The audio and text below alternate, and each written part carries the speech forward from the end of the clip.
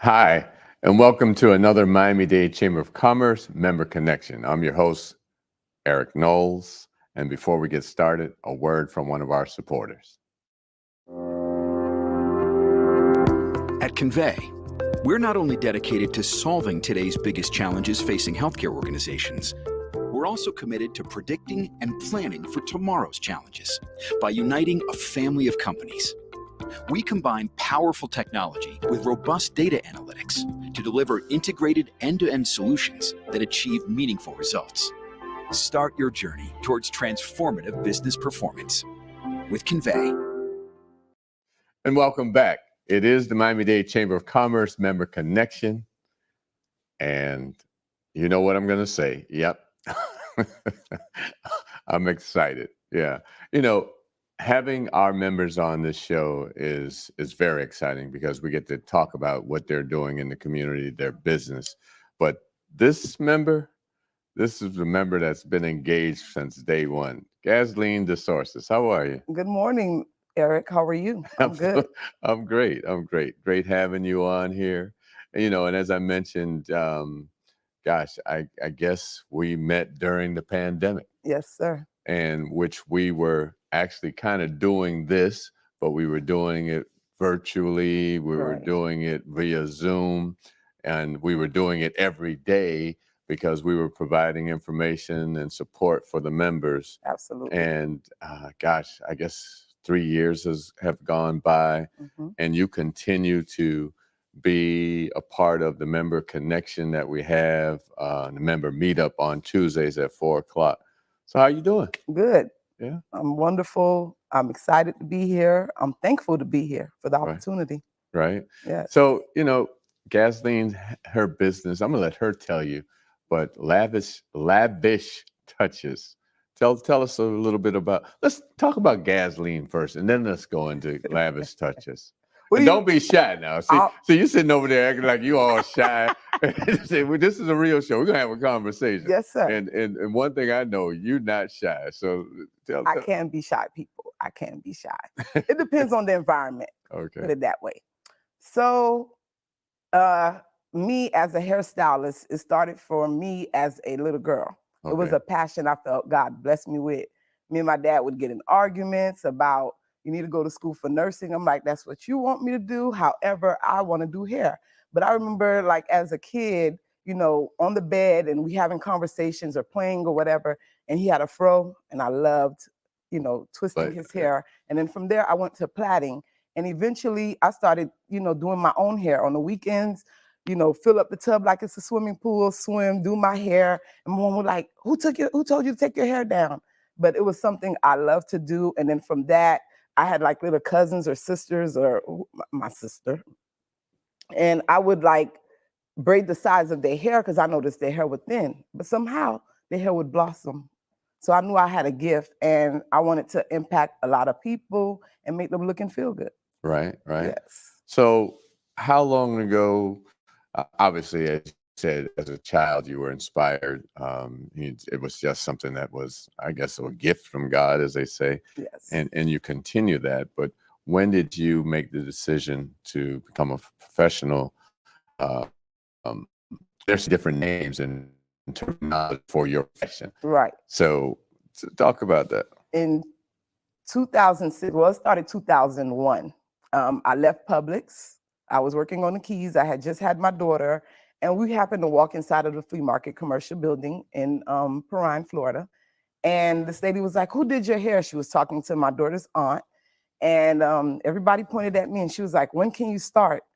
And at that moment, I was like, do I really want to do this? And eventually I called her, and she was excited. That first day, I did 10 people. Oh, wow. 10 people in one day. And I was like, you know what? Let me give this a try. And 2006, I decided to go to cosmetology school, which was Beauty School of America. And the career just took off from there. But Lavish Touches was established in 2015. Okay. We have this thing where, you're uncomfortable, it's time for you to venture off, but we tend to hold ourselves back. And unfortunately, I was told, oh, today's your last day. Well, at a you say salon. unfortunately, but that But might for have me, been fortunate. it was a blessing. Right. And the owner of the location I was working at, well, he was a manager. He says, finally, you're finally getting your own. Because he seen it in me from day one, and I didn't feel I was ready. And you never know when you're ready. You know, and it's interesting that you say that, because it's often times that others see in you what you don't see in yourself. Correct. So as you said, you know, you were laid off. So, and the other thing about that was a blessing. It was a blessing. So talk about the blessing. Oh gosh. So immediately I decided to work in a space that I had already seen in the building. And from there, it just took off. I started growing. Not only that, I wound up being able to hire people. But Okay. unfortunately, after COVID in 2021, I had to downsize. Okay. So now I'm inside of a barbershop, but I'm grateful for the opportunity there. And eventually, my day will come. Right. Right. So you're not just, when you talk about cosmetology, talk about that a little bit, because I mean, I'm sure there are many folks watching, women and men, Right. who have a desire or an interest, or who have the I guess the God-given talent to do that. Talk about that whole transition of going to school and I guess getting licenses and what it takes to become a cosmetologist. Well, what it takes is you have to have the passion. It's not just about making the money. It's about impacting the people that sits in your chair. Mm-hmm. You behind the chair, you're like a therapist. You took the words out of my mouth, because I know a lot of times, well, I'm not going to the barber anymore, but but I will learn how to make that unit for you. So yeah, you're engaging with many different people from basically all walks of life. Absolutely. So you're engaging, but go back to that whole process of becoming a cosmetologist. So you learn the science. They teach you the basics. They don't actually teach you how to do hair. They teach you the basics, the terminology. You have to learn about the different diseases, scalp diseases, because there are scalp diseases. You want to change your combs. You want to have a barbicide when you after doing the hair, because you never know what the last person had. And of course, if you see something, you're supposed to tell them, look, I can't do your hair. You have to go see a doctor first and then come back, because you just never know. And you don't want to pass on something to the next customer. How often do you see that? Rarely. Okay. Thank God. Right. Thank God. And I growing up, you know, you hear kids got ringworm or stuff like that. Like you said, thank God you don't see too many, or don't see that at all. Right. So you transitioned from doing hair, or being a cosmetologist, and Lavish touches, and so you do more than just hair. Yes, I decided to create Threaded by Lavish. Threaded by Lavish. In 2021. Okay. After engaging with you guys and the many different resources, my sister and I realized we had to separate our business. In people's eyes, it wasn't making sense. As a massage therapist, she's a massage therapist, and I'm the hairstylist. And so we realized, you know what? Service on one side and product on the other. And I decided to create Threaded by Lavish, but that journey didn't start until 2016. I started shedding hair. One day I went to taking my hair down. I'm in the mirror and I'm like, chunks and chunks was coming out.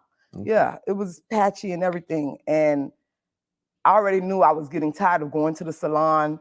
It takes about 2.5, 3 hours. And some days it's on my working days. I have to set clients back.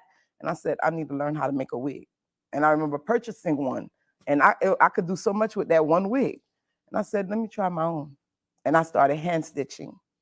But everybody wanted a wig after that. And I was like, I need to go to school now. I need to learn. So I started doing my research and found a hairstylist here in Miami, thank God. And from there, it just started. And I took 2 more classes after that, even had to travel to Houston to get certified. And then I became a master wig artist in 2019. Okay. And then the pandemic happened. And I realized there was a big transition. Everybody wants to wear the wigs and stuff. So I started investing more, learning more. And then I stumbled into the Zoom with you guys, and the journey started from there. You know, and I just find it so interesting. You know, I have 2 daughters, and my youngest just graduated from University from FAMU, and she has a head full of hair, but she wears wigs.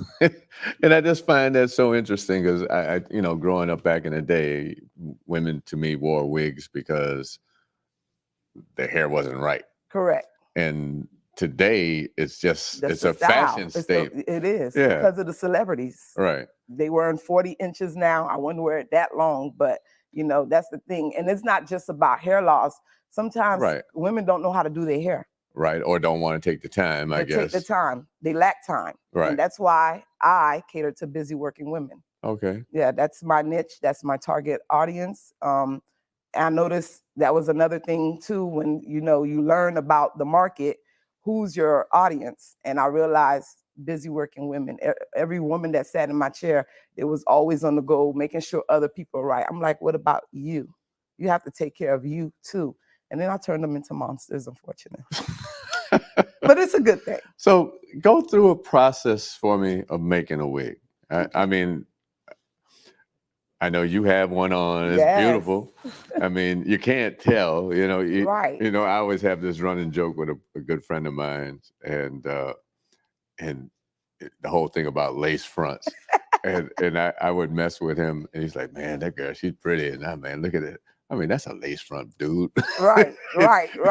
And you don't know, but some of them you don't know. You can't tell. Right. And it's all about the quality of the lace. Okay. And that's another thing I had to learn. You have the thick ones, you have the thin HD lace, which is the most expensive one. But more importantly, you have to learn how to basically blend the lace into the client's skin. Okay. So I had to learn that throughout my process of learning that the lace matters. So I use a specific type of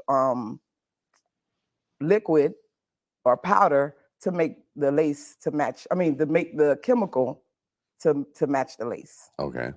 Yeah. But again, go through the process. How long does it take to make a wig? Can take the entire process about an hour and a half or two. That's it? You take the measurement. I could do it overnight. Okay. Yes. So you take the client's measurement, then you transfer it onto the canvas blockhead, and then you ask them whether they want 2 or 3 bundles, depending how full they want it. And then you just construct the unit. If they want color, you color it. If not, then you style it or just leave it as is because they might want it curly, straight, or body wave. Right. And that's it. Then they're ready to pick up their unit. And I get calls like, oh, no, when I call them, they'll say, it's ready already? Yeah. Even working throughout the day, getting my customers, I tend to, if I have more than one, I try to pre-construct and prep them first and then run it to the machine. And I know we were just talking the other day. We were at an event together, and what's happening with guys these days. Oh, yes. And I remember, back in the day, you see a guy in a wig, Sammy Davis Jr. or whomever, and you knew it was a wig. It was a wig. But now you can't. Or they say a toupee. Right. Because basically it was a piece that sat on top of their head. And now this thing is like, I've seen the videos, these before and afters, and I mean, they got full beards, mustache, eyebrows, sideburns. So that process, have you done that?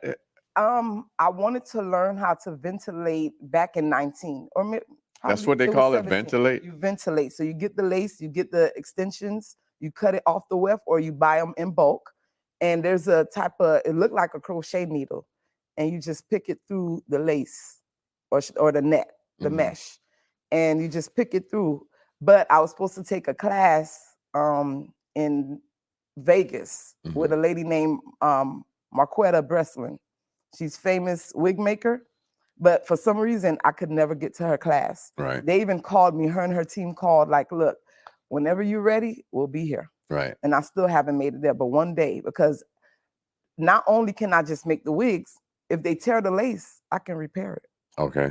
Yeah. Where there's holes, I can fill those pieces back in. That's another. And then let's going back to this whole thing with the guys. I mean, you see them and a lot of it is, they shave off basically the crown of the head and correct. And then they put the glue on. The glue. You know what's the crazy part? Yeah. Imagine being in the club or out in an event Or LeBron James. You know, They said one game, I guess it was coming off or Right, whatever, or 'cause coming off the back. what happened is your body perspirant. Right. So after a while, that glue loosens up. So if it's not maintenance or kept up, it's gonna loosen up, and someone's gonna see that little glue. And how long does that last? It depends on your body temperature. Some people can last. I have one client, hers lasts up to her next visit, and she comes a month later. Really? And I'm like, you don't sweat? She's like, no. I said, lucky you. Because if I put it on right now, by the time I leave and run somewhere, it starts to, my body, I have a hot Right. Yes. Temperature. Yes. And what about maintenance with that on? Are they able to wash it? Or You can wash it. However, its chances is gonna lift and loosen up, and you're gonna have to glue it back down. Wow. Yeah. Interesting. But people don't realize the lace industry been around. Like you said, you mentioned Sammy Davis Jr. There you go. And so, and in movies, you see, correct, like you said, a lot of actors from the 1950s, 40s. Yeah, it's been around that long. They just, of course, made it more popular, made it more stylish, and made it, what's the word? Made it more appealing, I guess. Appealing. Yeah, because you really can't tell. No. And especially with the guys. I mean, like the women, like I said, made it more natural. It meant made it more natural. Exactly. Because even the hair looks natural. It doesn't look fake. You've been engaged with the chamber. What does that mean to you? It means everything to me. I appreciate you guys a lot. From technical support with Mr. Matthew, the engagement every Tuesdays. We went from every day to Fridays to now every Tuesday, and the different opportunities, the resources. I'm just grateful. I mean, you guys linked us with FIU, Miami Bayside Foundation. Who else? The Urban League. You got Brittany with Open Miami Foundation. Bayside Found is so many different types of resources. And my thing is, if you're not using the tools, how can your business become successful? Right. And people say, Gasline, you everywhere. You're going to see me everywhere. Right. Because I'm trying to master the business part of, I used to think working and having a business was just paying the rent, paying your licenses, paying your taxes. But it's more to it. That back office, like you would always say. Yeah, I say you got to have the back of your house together. You got to have the back of your office. I missed out on the PPP. I haven't had no fundings. And guess what? Still here. Right. So if someone wants to know more about Gasline and Lavish Touches, how can they get in touch with you? Well, you can find me on Lavish Touches Hair on Instagram, Lavish Touches Hair Spa on Facebook, Threaded by Lavish Hair on Instagram and Facebook. Well, you know, I'm always excited to be around you because you're such an exciting individual. You're doing it. You're growing your business. You don't let anything slow you down. No. And look forward to doing this again one day when Lavish Touches blows up and even more. Yes, sir. So this has been the Miami-Dade Chamber of Commerce Member Connection. Please join us. See you next Monday. Today, I stand before you, a proud graduate of Miami-Dade College and the 5th president of the Miami-Dade Chamber of Commerce. I'm honored to return to the college that prepared me to become a leader in our community, providing an education second to none. So I'm asking you to please tune in every Monday at 12 noon to the Miami-Dade Chamber of Commerce's Member Connection as I interview members of the Miami-Dade Chamber of Commerce on our Facebook page at Miami-Dade Chamber of Commerce or our YouTube channel, Miami-Dade Chamber of Commerce. To learn more about the Chamber, please go to m-dcc.org or call the Chamber at 305-751-8648.